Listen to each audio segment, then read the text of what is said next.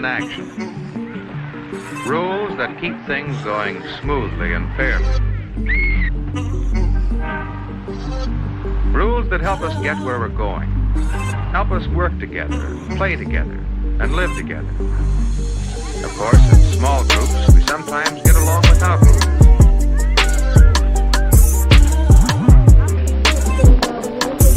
But there aren't any loud noises, just the sounds of working.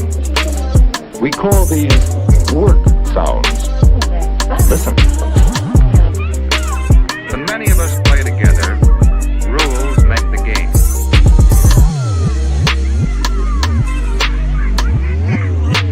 Rules help us play fair with each other, so all can enjoy the game. Rules that apply equally to all. It's up to each one of us to know the rules and follow them. Why do you suppose this room is so quiet? Perhaps we can learn from the teacher. At New York's Madison Square Garden, a city college quintet races by a basket fancy wet boots from the University of Oregon. It's the opening contest of an intersectional doubleheader, and New York draws 2 points worth of first blood.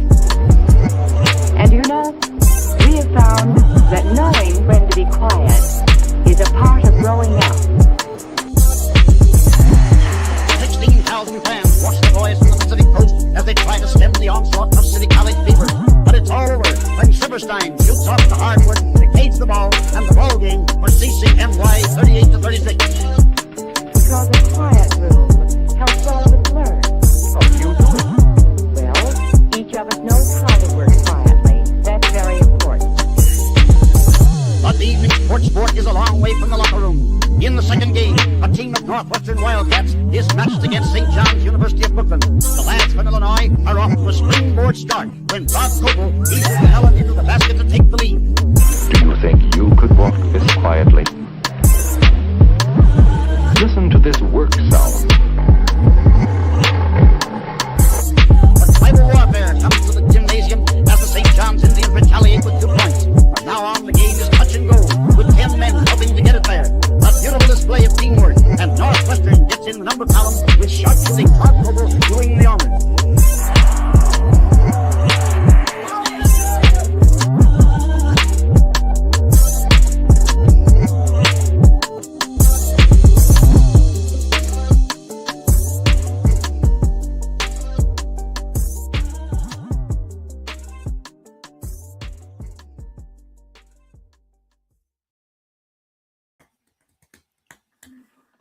Hello, everyone. Welcome to Learn the Game, where you learn if you got an F for effort. And we want to wish you a Merry Christmas. This is the day after Christmas. And we have some Christmas wishes for USA basketball in respect to the culture of how people approach it, amongst other things. But first, before we get into that, welcome, Politicus Rex. How are you, sir? All right. I see the Christmas spirit is still in you. Hey, only 364 more days till Christmas. Yep. So what's Counting the down. yeah? You have 5 kids and see how excited you are the day after Christmas. Yeah, that's fair. So for you, what's the biggest wish you have for USA basketball culture? What's one thing you would change or improve or anything of the like? What would you like to see? What is your Christmas wish for it? I can't say get rid of everything, right? So probably it's too late to do anything with this generation. So revamp the AAU system completely. Start at the groundwork, start at the bottom, put the emphasis back on school teams. How would you do that? Get rid of to ban college coaches from the AAU. They're the ones that turned it into a meat factory in the first place. AAU has been around for 100 freaking years. How college coaches used to work is you had assistant coaches, some of them, all they did was travel around the country watching high school players and recruiting.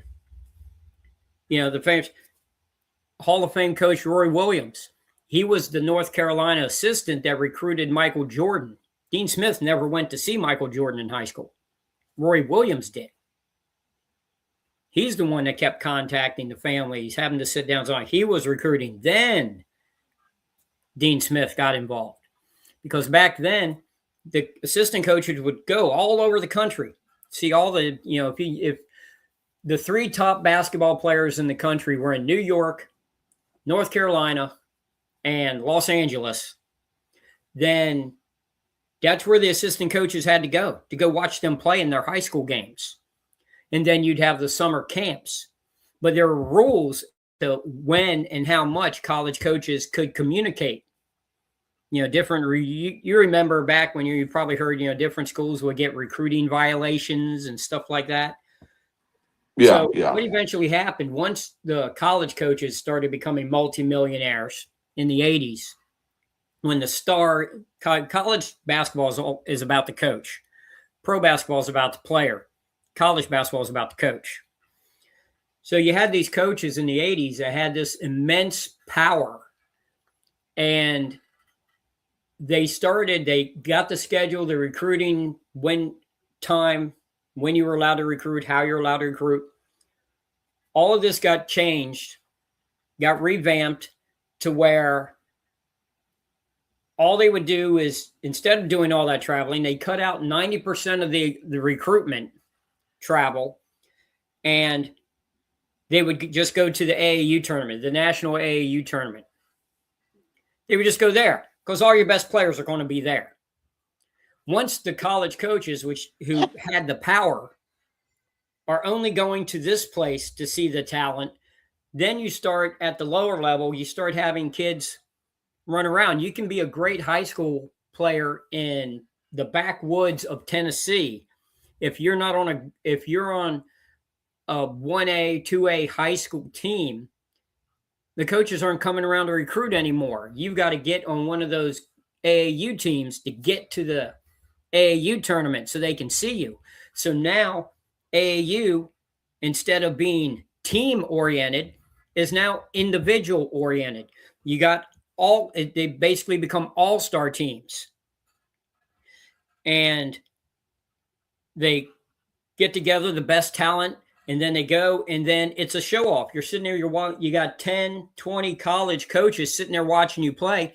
It becomes a tryout where every player is just trying to impress what he can do on the court to get a scholarship.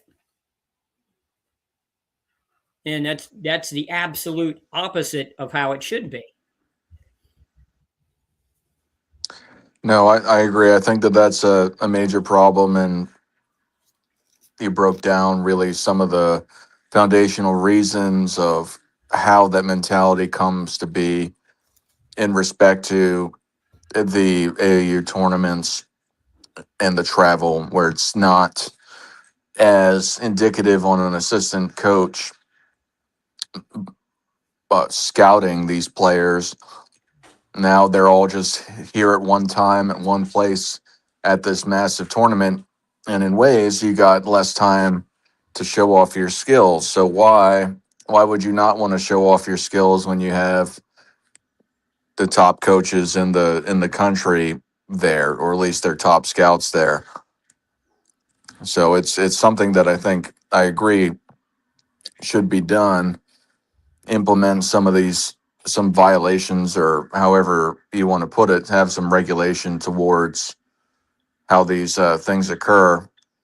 Maybe put it all back on the schools, like you're implying, versus the AAU. I don't know how that could go about, but what's up? It used to be, back when I was a kid, which for those of you out there, we're talking 1970s, early 80s.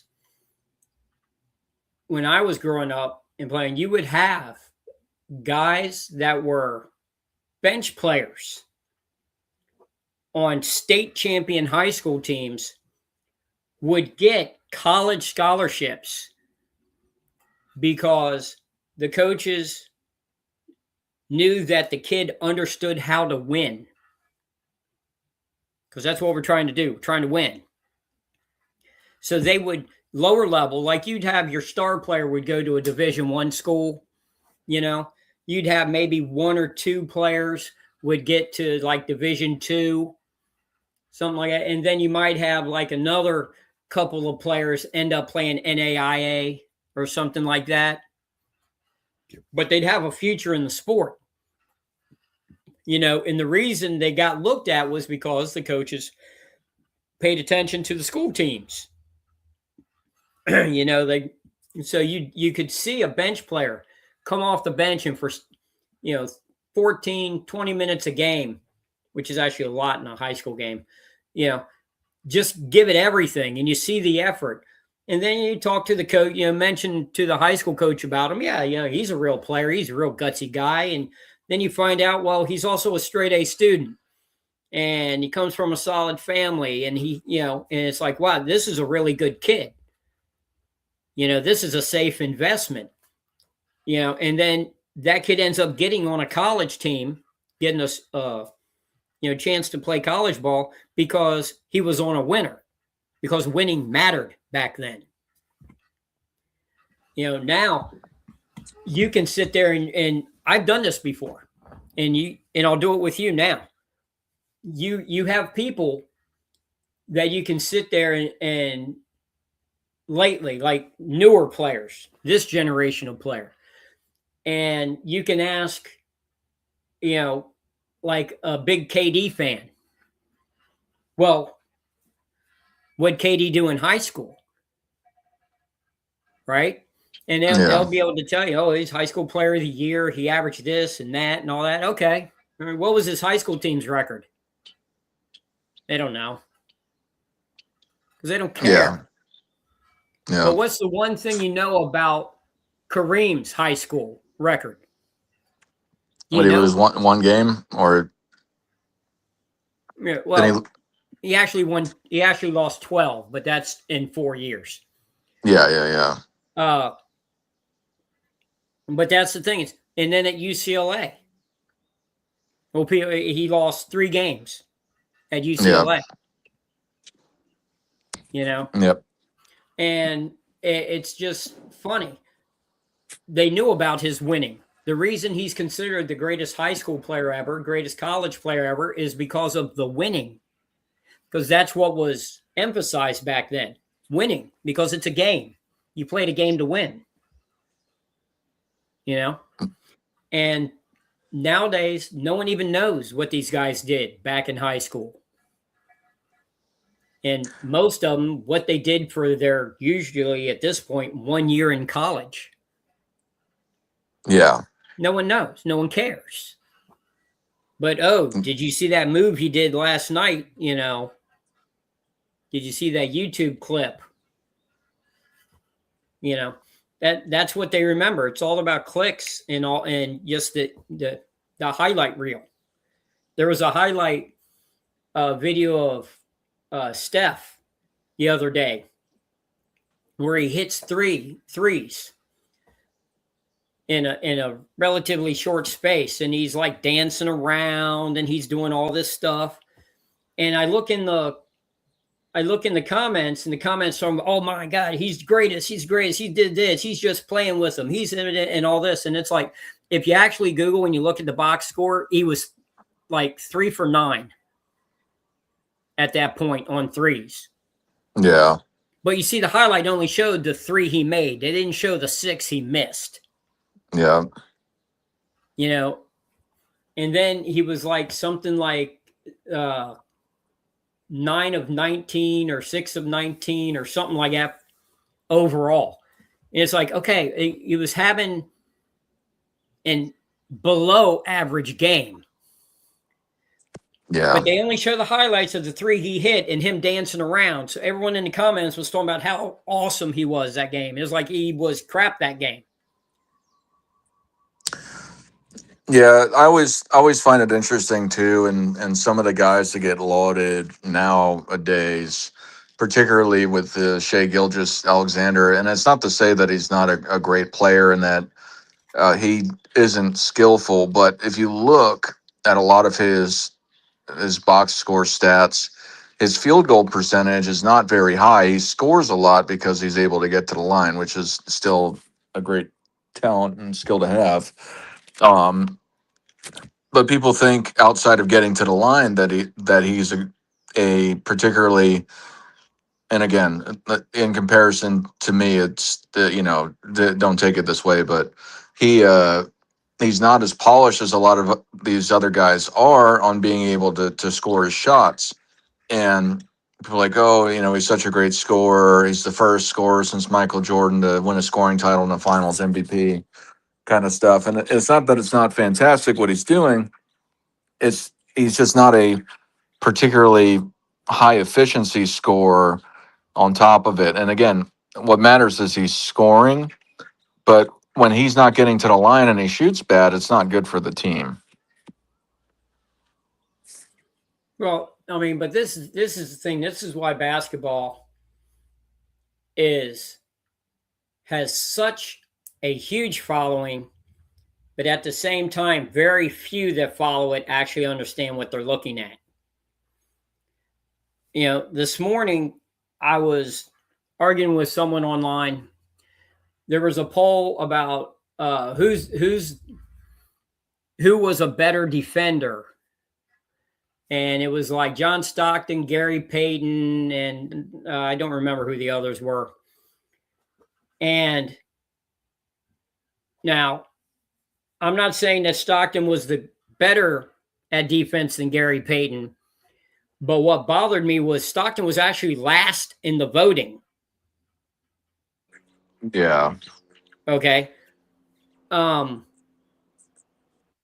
Stockton's the all-time leader in steals. By a lot. A few thousand. Right? Or no, for steals, it's many hundred. For assists, it's a few thousand.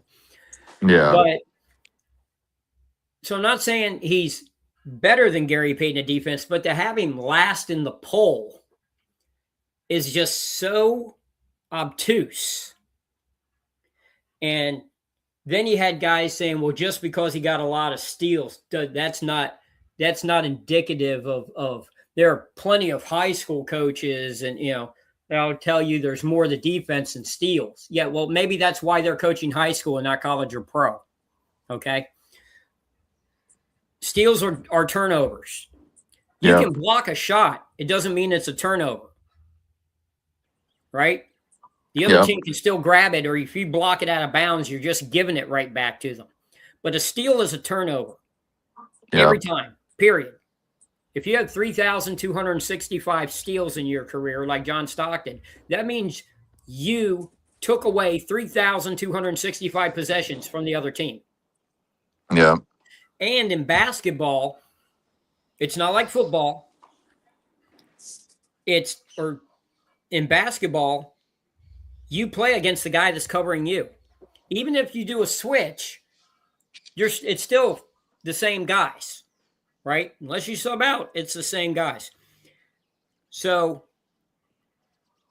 if John Stockton is out here doing what he does, getting 13, 14 assists a game, you're trying to stop him. You're working your butt off. You're running through those picks. You're dealing with Karl Malone elbows. You're doing all that stuff. You're trying to stay with Stockton, not let him get to that elbow. And you're doing all that, and you're burning all that energy. That means your offensive energy is reduced. That's just a fact. Nobody, is the Energizer Bunny. Everyone gets tired. So by being, it's the old saying, the best defense is a great offense. Well, John Stockton is one of the greatest offensive players of all time. He's the all-time leader in assists. If you're the other team's point guard, every game, every coach told their point guard the same thing. You need to slow him down. So that's what you're trying to do, right? So that takes away from your offensive game. And then you get in foul trouble trying to slow him down. Now you're on the bench. That's how a great defensive player works. See, that's what a lot of fans don't think. They just sit there and, blocks or defensive rebounds, steals, those are all part of it. Taking charges, all that's part of it. But you can play great defense when you have the ball. There were many games where I was playing against a guy that was much better than me. And my task was to try and limit his offensive production. The way I usually did that was going right at him when I had the ball, force him into making fouls. I ended up with more turnovers because I was forcing the issue. I ended up with a couple of offensive fouls, but most times I would get him in foul trouble and he'd sit on the bench. I've done my defensive job. My guy ain't scoring. You know why? Because he's sitting on the bench. That's part of defense. Basketball is a really intertwined sport where it's not just X's and O's. It's not chess or checkers. If you played chess with 16 queens on each side, that's basketball. Yeah. You know? The one thing that I find to be if you had to pin down the most important thing you can do in the game of basketball, from my perspective, is to have possession of the ball, or more possessions, not particularly length of time, but to have more possessions than the opposite team. And I think the two stats that really represent how effective you are at doing that is rebounds and then steals. So it's, if you're able to get a lot of rebounds and a lot of steals, that means you have more possessions, which means you have more opportunities to score the ball on top of it. What are your thoughts on that? I don't put steals as number 2. Rebounds, we both agree in. That is the most important thing. Rebounds. Rebounds. I'm talking off the concept of having more possessions. That's rebounds. I'm saying steals as an auxiliary. Defensive rebounds. The other team gets one shot and out every time. Just one shot and out. They're done. You get more possessions. But steals, I would put third. Okay. What do you put second? What do you say? No. What do you put second? Sorry, hold on. No, I was listening to your spin. I thought No, they commandeered my spot. His friend came out, and now they're on the front porch. Broke my concentration. Yeah. God, what was I saying? What's the second most important stat? Fouls. Yeah, Getting the other team in foul trouble. That's in because of modern rules. The sooner you can get into the bonus, the free throw bonus, the team that gets in, if you go and you check the statistics, the team that gets in the free throw bonus first wins over 80% of the games. Yeah. Okay, because you're getting free points with the clock stopped, and it's not just a one. Like, you see, if you're playing, you're trying to outscore the other team, right? Yeah. This guy makes a 2, you make a 2, you make a 2, they make a 2, you make a 2, and then you say, okay, well, you make a 2, I make a 3. So they come back and you're going like this, right? But with fouls, if I'm in the bonus, or I get an and 1, not only do I get to up my point total, but now you're going backwards because there's a limit on how many fouls you can get before you're gone. Yeah. So that's why fouls are so very important. After rebounds and possessions, which getting a rebound is the best way of getting possession, because to get a rebound, that means what just happened. And they shot the ball and missed. Exactly. They shot the ball and missed. So 0 chance of points for them. You've now controlled. Now you now have a possession. They're over. So now you can get a foul and get 1 point. You can score a 2-point goal. You can get a 3-point, or in a very rare occasion, you can get 4 points on a possession. Fouled making a 3. So you have the ability to go up every possession that you grab a defensive rebound. You get the advantage. You understand what I'm saying? And that's what coaches will talk about, the ebb and flow of a game. The way you crack a team's back, the way you break a team makes a run. The way you stop that run is you get 3 stops in a row and you score 3 times in a row. All momentum for the other team is gone. And that's how you win games. We got a question.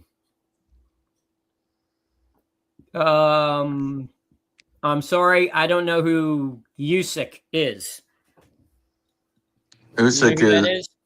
Yes, he's the current undisputed, or I think he dropped the belt because for scheduling purposes, but he is the undisputed heavyweight champion right now. He's a southpaw. He used to be the cruiserweight undisputed champion, undefeated. I think it's a 2-time Olympic champion. Or at least he's an Olympic gold champion at least once. And then, but yeah, smaller than George Foreman, but he's a southpaw. Very crafty though, very good on his feet, very quick. Creates a lot of angles, gets a lot of punches. He's beat all the giants of today's boxing. So, but yeah. Well, George Foreman, his ability was he could take punishment and he had that huge punch, but he was top heavy. I just watched a video this morning, as a matter of fact, that was very telling, that I'd always know. You know how you like you'll hear a statistic or a point of view that you had never heard before, but as soon as you hear it, you think, well, you kind of knew that, you just never really thought about it. Yeah. Yeah, well, the guy was mentioning about when Muhammad Ali beat George Foreman. Everyone is like, well, it's big George Foreman. Everyone thought he was going to beat up on Ali. But if you actually look at it, Foreman wasn't bigger than Ali. Yeah. Ali was actually a big guy. He moved very fluid, so people forget that. He was as big as George Foreman. Yeah. But Ali had really strong legs. If you look at that fight, Ali's legs are bigger than Foreman's. He had that really solid base. So he was able to take shots, where Foreman was top heavy. Big shoulders, big chest, big arms, smaller legs.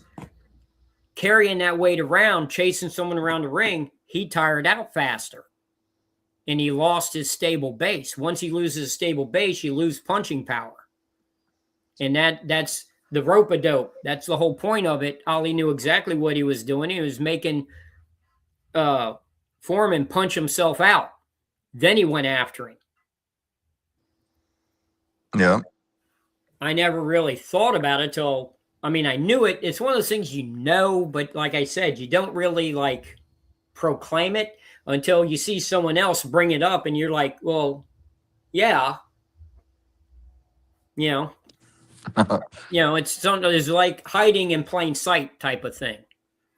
Yeah. I don't know Usyk, but I would say the main thing to do, if he has a reputation of taking down bigger guys, big punchers, then I would say he would probably have the advantage over Foreman. But Foreman still is one of those guys that it only takes one shot.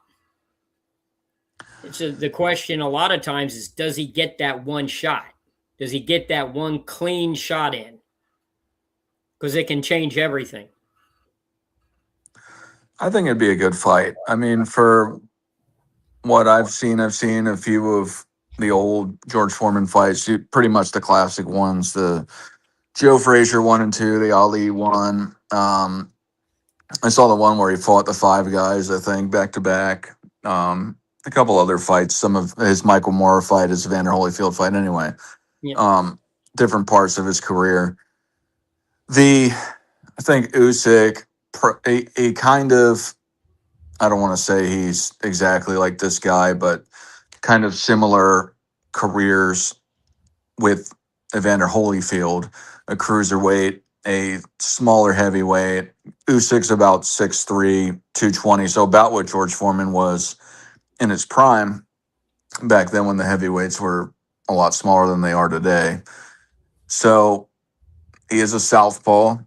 Now, I know I don't know enough about George Foreman's fight history, but I know southpaws are typically tricky for right-handed guys. Mhm. And he's got a reputation for being swift on his feet. So he's a dancer actually too.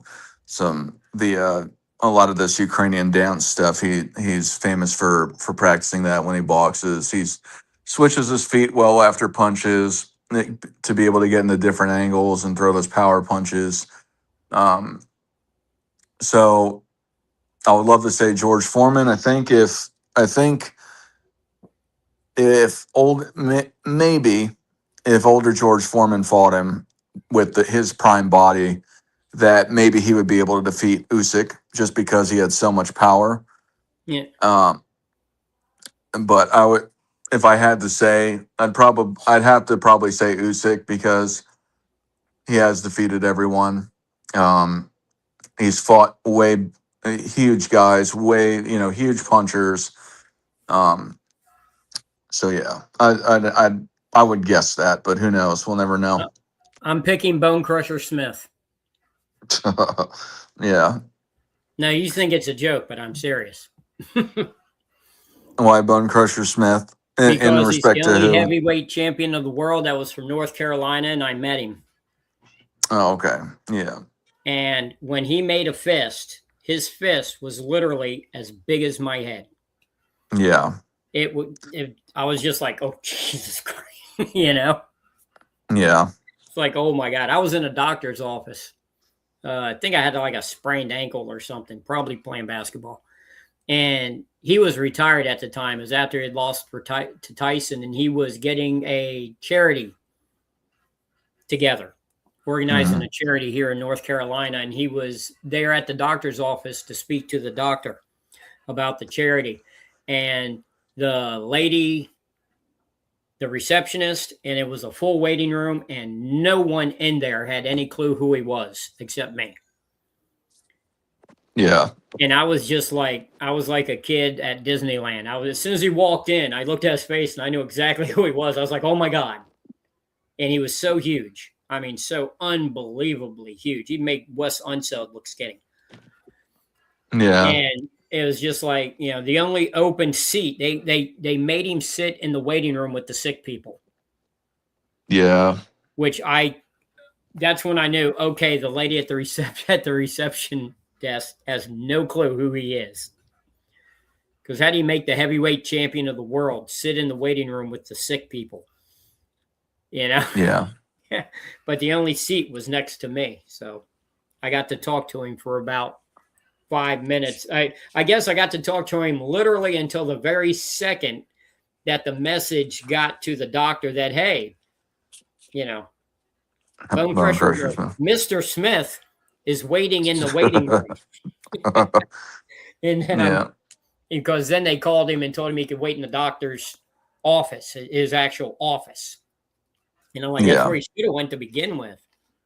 But it afforded me the chance to talk to him for, 5, 6 minutes. He was very gracious, very polite, very nice,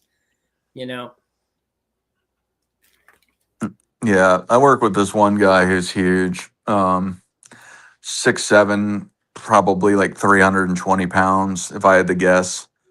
I'm about 260, 270, and he is just bigger than me. He's got to be at least 320. Not to my knowledge, any sort of combat sports kind of guy, but guy is huge. Never talked to him if he played basketball or did any sort of combat sports. I know for being a normal tall person, before it's you get to that freak level of tall, like above 6'6". I know people kind of, you can kind of get the typical questions. Do you ever play basketball? I'm sure he gets that all the time for random questions for small talk, but I just never asked him about it. Yeah, I got a guy where I work. He's 6'7", 400 pounds, Well, and it's just he's so just ridiculously strong. yeah. I mean, the stuff see him do is just in the warehouse is just comical. Did you decide to go back to work? I think I am because I wanted to try and lose 8 pounds during my time off, and I've actually gained 9. Yeah. So yeah, I just have no discipline. When the only way I can like get in phenomenal shape is to actually go work for someone else. When I'm left to my own devices, I just sit around and talk to you and play with my kids. I don't exercise. So yeah, I got to go back to work in January so I can whoop myself back into shape before spring. Yeah. 100-mile race in March. So gotta get ready for it. Yeah. I have a Christmas wish for What's that? USA basketball culture. I want people to start appreciating and playing more in the post like they used to. It seems to be a dying art. Well, if you remember, I told you when we were talking about when Wemby was, I don't even think Wemby was actually started his rookie season yet. And we're talking about like Holmgren and Wemby and all of these, all these big, tall, 7-foot guys playing on the perimeter and everyone shooting threes and everything. And I told you, it all goes in cycles, right? Yeah. You're going to get some young guy is going to come in there and he's just going to shoot like 70, 75% in the post. Because here's what fans don't understand.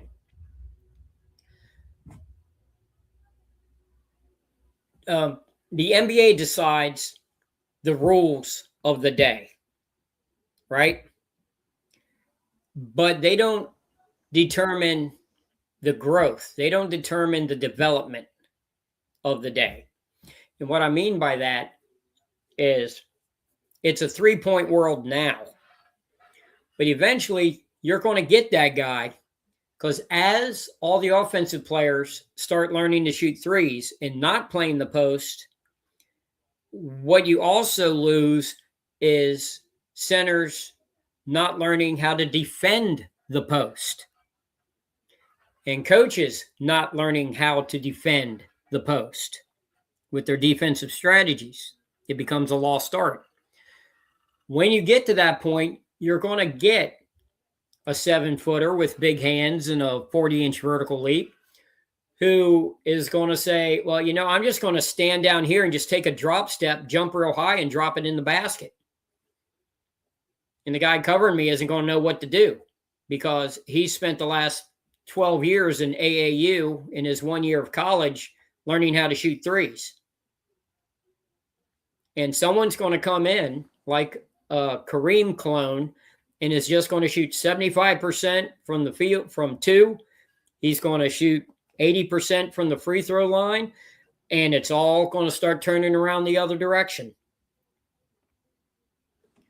Because it's all averages. Why did it become a 3-point world?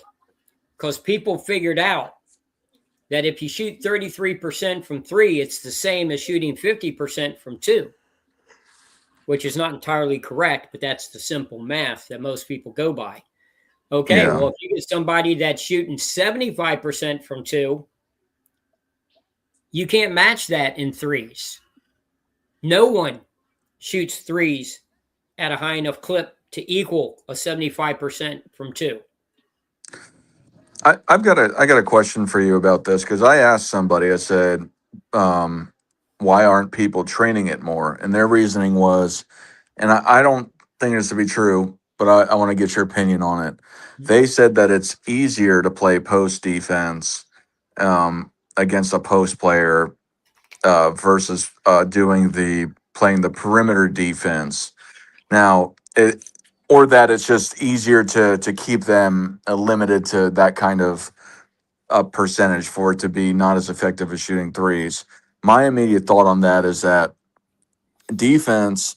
Now, again, it depends on the person. It depends on a lot of things. But defense is a reactionary skill, and it's not all reactionary, of course. But there's proactive things you do where you can guess where somebody's going. But the point of it is that you're not in control of how you're not determining how the play is evolving. You're trying to reduce or disrupt how the play is evolving, or stop the play and get possession of the ball again.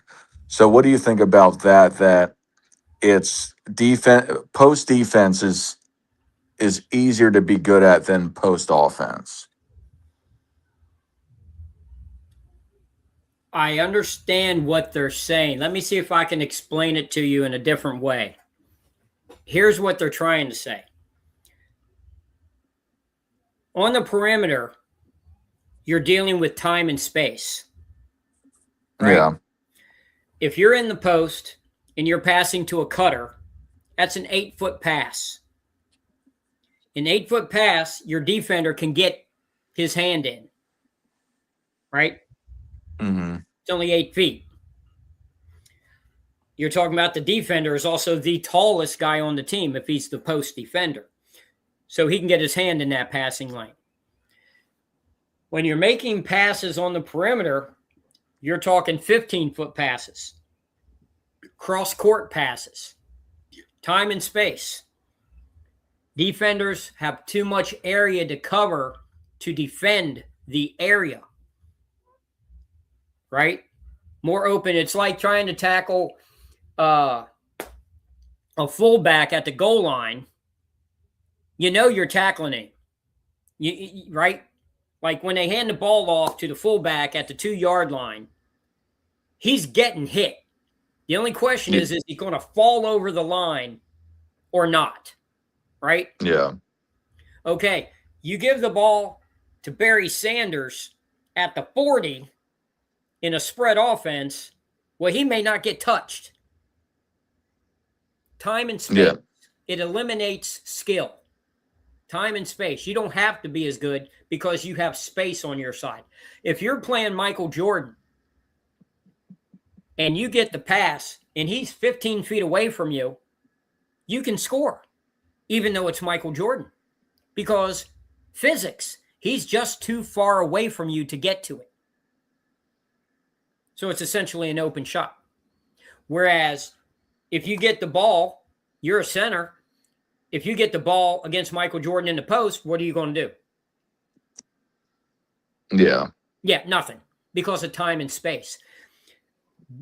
The advantage a defender has in the post is the offensive player is not leaving the post. He's not cutting from the deep corner out to the top of the key to receive a pass. He's in the post. The most he's going to do is go from one block to the other. He's staying in the post. You don't have to chase him. You know where he's going. That's number one. Number two, the rules are against him. You can run around the three-point line all you want. You can hop, skip, jump, do whatever you want, moonwalk, whatever. You can't stay in the lane as an offensive player for more than 3 seconds.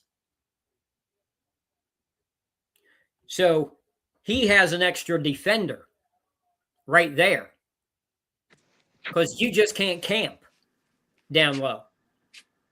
There are rules to prevent you from doing that have been in the game for 75 years. So he is correct, but it's not a skill-based assessment. It's how the rules are. It's time and space, and it's the fact that there's a penalty area in the post that hinders the offensive player. what would actually be the best thing for the NBA going forward? And I just thought of this, and your question right there just made me think of it. If it's going to be a 3-point league, if everyone's chucking threes, get rid of the 3-second rule in the lane. Yeah. Or maybe have another 3-second violation on the perimeter on the Don't give opposite the refs side of more it. to go. Don't give the refs more to call. No, I agree. You need to get rid of I'd rather it the other 25% way. of the rules as it is. Yeah. I agree. I'd rather there be less calls for it. I'm just saying that's another question. That's another answer to it. Get rid of the 3-second rule. The 3-second lane. Best thing that you could do in modern basketball. Yeah. I think so. I think that's a good idea. Yeah, because it's so polarizing now. Open it up where you can actually play the whole court. But Yeah. the one thing I would love to get rid of, the one thing that should be banned throughout all of basketball, you should be kicked out of the sport, out of ever talking about it. You should be completely shut down from Instagram, YouTube, and Twitter, and whatever else there is out there. If you say that any player from any year in the past would average 50 today, you should just not be allowed to ever speak about basketball ever again. Why do you say nobody I am could so sick of average that 50? stupid- That is the second most overused phrase in all of society. Behind "it hits different." Those are the two most stupid and overused comments in society. First of all, Yeah. there is no one you can name in the history of basketball that would average 50 today. Jordan isn't averaging 50. Wilt isn't averaging 50. No one's averaging 50. No one's averaging 40 ever. Because it only happened once with one dude when his coach and the team owner conspired in advance to make it happen, and there was no retribution from the league office. That is the only time it's ever happened. No one is ever going to average 40. Ever. Ever, ever, ever, ever, ever. And I can prove it because it's never happened. And it never will. One dude named Wilt is the only one to do either. No one in the history of basketball has averaged 40. No one. And no one ever will. I think 40 is. I mean, I think this is an obvious statement. I think 40 is more realistic than 50. Not There have been realistic guys. at all. It's not happening. It will never happen. It's just as the odds of it are the same as 50. It's 0. There have been guys that have gotten awfully close lately with the No, there 37, 38 points. But 38 points. Let's take 38. mhm. That's literally as close as you can get, right? Yeah, I think Harden had 38 something. I think is for the recent years. Yeah, Okay. And so that's like, well, gee, that's just one more basket away. Okay, well, let's go through that. If you actually look at it from a realistic point of view, I'd have to look to see what his actual stats were that season. Mhm. But if we just break it down, and you say, like, the one that always gets me is when they say Jordan, because Jordan averaged 37 point something, right? I think he averaged over 38 one year. I might be mistaken though. Or it was like 37.6 or something like that.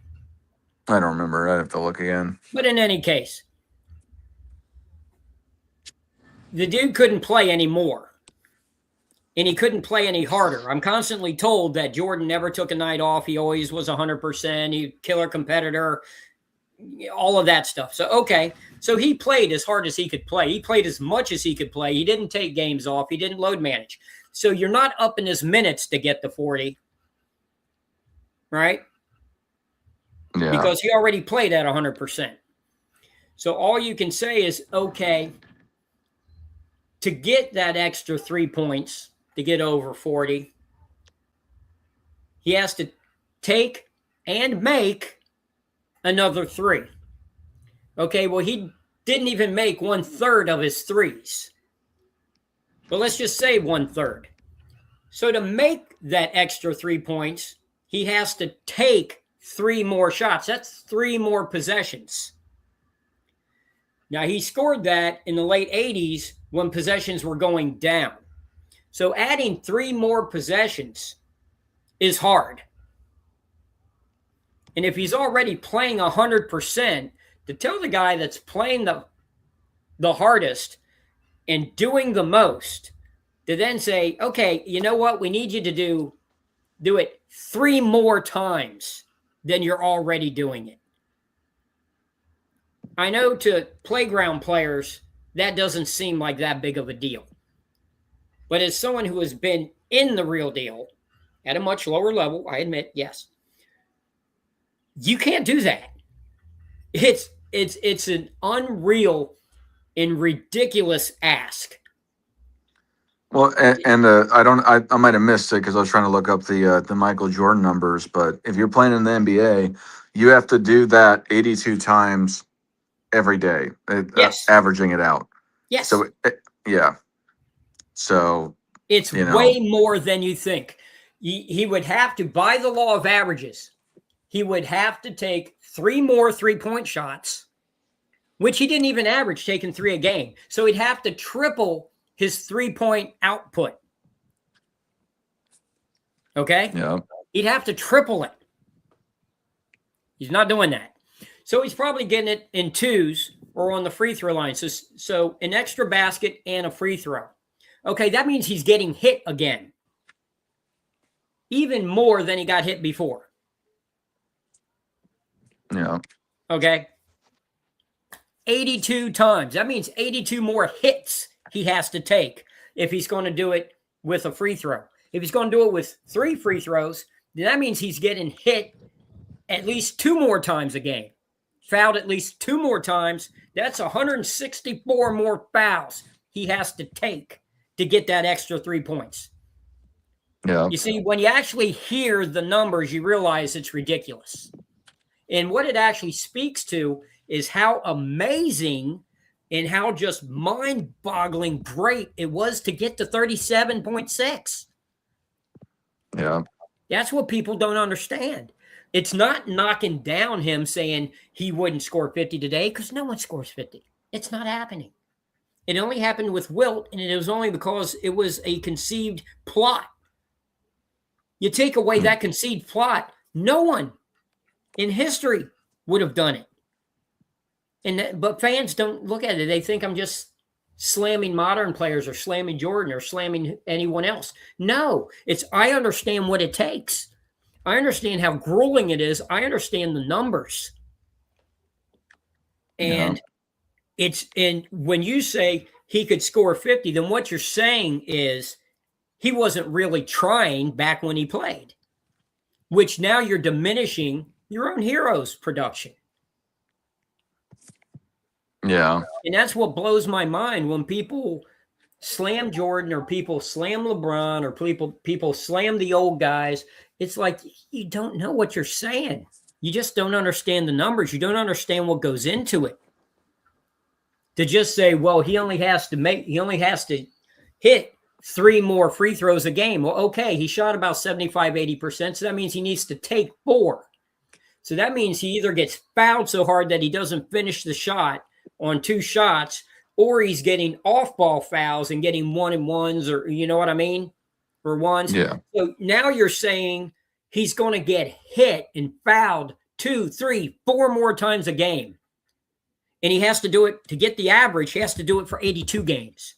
So now you're saying the dude's going to get fouled 160 to 100 and basically almost 200 more times, not total, but 200 more fouls than he was already getting hit. And any human being that has actually played will tell you he's going to end up on injured reserve. He's not even going to finish the season, so he's not going to average 40 anyway. Yeah. People don't understand what it means to do that. And all they're doing is belittling their own heroes. They're not understanding exactly what it takes to average 35, 36, 37 a game in the NBA in any era. I mean, dude, that is a haul that there have only been 10 to 15 players in history that have had the ability, the durability, the skill, and the mental toughness to even be able to do it. And then only about half of the ones that were able got the opportunity to do it. Yeah. And that's what fans don't understand. And that's what aggravates me the most. When I tell someone they don't understand the game, that's what I'm talking about. They don't understand. If they say, oh, so-and-so would average 50, you don't understand basketball. You don't understand the game. And then when you say, oh, well, this former NBA, this Hall of Fame player said that. Yeah, he's trying to blow up his guys. They're loyal. He doesn't really believe it. But he's saying it because it's the same thing when they say, oh, well, Bird called Jordan God in shorts. Yeah, and then he also said Magic was the greatest basketball player he ever saw. You know, now he says LeBron is the greatest basketball player he's ever seen. They say whatever to support whatever agenda they have at the moment. They're all still involved. They're in the fraternity. Yeah. You know, and you got to take that with a grain of salt. The reality is what happened is what happened. And you can't use conjecture to say, well, this, like the big one, Lenny Bias, okay? He was the only guy I was ever truly a fan of. I stopped being a fan when he died. I stopped looking at basketball from a fan's perspective after he died. I mean, other than real deaths in my family, that one just hit me in the face, man. And because I used to watch Lenny play in person, you know, and I'm from that area. And everyone talks about, oh, if he hadn't have died, he would have been a league MVP. He would have led the league in scoring. He would have been an all-star. He would have done this. He would have taken over from Bird, which Bird said that. And he would have done, and that's, but people don't understand all the other stuff. Well, what happened to Bernard King? Did Bernard King die? No, he blew his knee out. Yeah. James Worthy blew his knee out. Kobe and Dominique, blew their Achilles tendons. For all we know, Len Bias could have gotten in with Boston, could have been averaging 16 and 7 as a rookie, playing behind McHale and Bird, and then could have blown out his Achilles tendon. Yeah. Could have been contractual issues. They could have traded him to Atlanta for Dominique, and walking across the street from the airport got hit by a bus. I mean, you don't know. Yeah. But fans will say, oh, well, if this didn't happen, then all of this history would have changed. Yeah, it might have. It might have. But you know what? Who would Bias have been going against every night? Michael Jordan. No, Michael Jordan was guard. Bias would have been going against Pippen, Dominique, James Worthy, Adrian Dantley, Mark Aguirre. For 1 year, Dr. J. He probably would have been matched up against Barkley because Barkley was able to take bigger men out on the perimeter. So because Bias was a weightlifter, he probably would have ended up covering Barkley. So now he's playing a league MVP. I mean, people, if he were playing, he would have been playing Tom Chambers when Tom Chambers was that guy, unless you live on the West Coast and got to see those Seattle and Phoenix games in the 80s played on TNT at 10 o'clock at night, you don't know.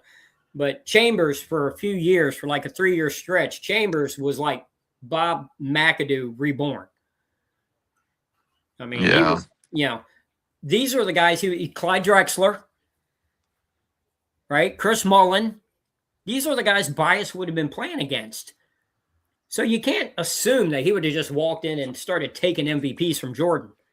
He would have been playing as the younger guy, would have been going in playing against a lot of Hall of Famers.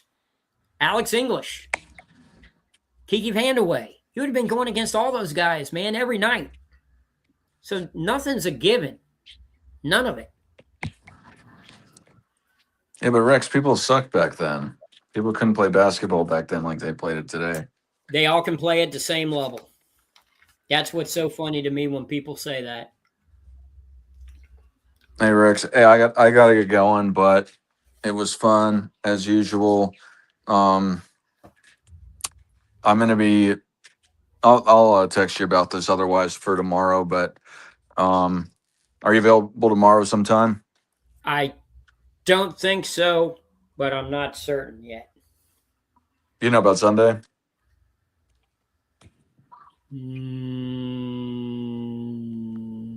No, I do not. I believe Sunday should be okay. Okay, I'll get with you. Not totally certain. Okay, I'll get with you. Tomorrow is the only nice day coming up where I live. So I'm taking the boys to a park about an hour away from here that we've never been to before. Gotcha. It's all planned. No, I hear you. But I hope you enjoy. My boys are 5'2" now. Oh wow! How old are they again? They turned 11 in November. Okay, cool. Yeah, my son just got his height done. He's 10. He's 4'11". There you go.